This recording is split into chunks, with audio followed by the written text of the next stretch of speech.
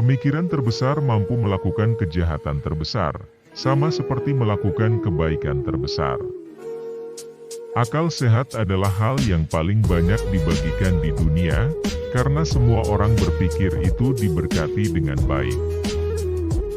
Apakah saya begitu terikat pada tubuh dan indera sehingga saya tidak mampu hidup tanpanya?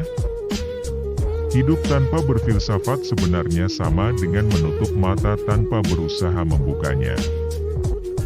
Untuk mencari kebenaran, sekali dalam hidup kita perlu untuk meragukan, sejauh mungkin, dari semua hal.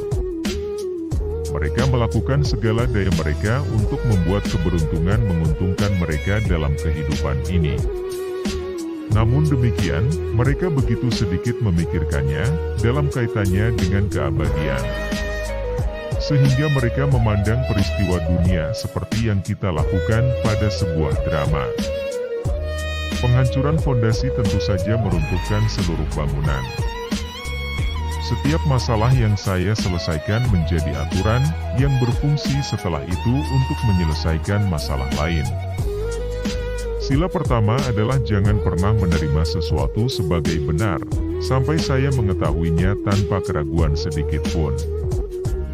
Akhirnya saya akan mengabdikan diri dengan tulus dan tanpa syarat, untuk menghancurkan opini saya secara umum.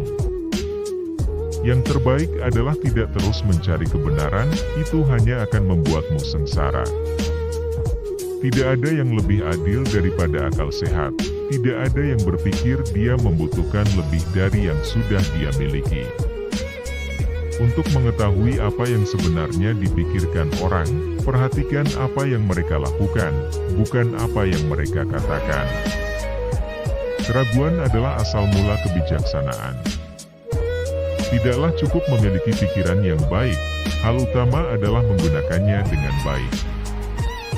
Semuanya terbukti dengan sendirinya. Ketika suatu pelanggaran dilakukan pada saya mencoba menaikkan jiwa saya sedemikian tinggi, sehingga pelanggaran itu tidak sampai kepadanya. Kebahagiaan hayalan seringkali lebih bernilai daripada kesedihan yang nyata.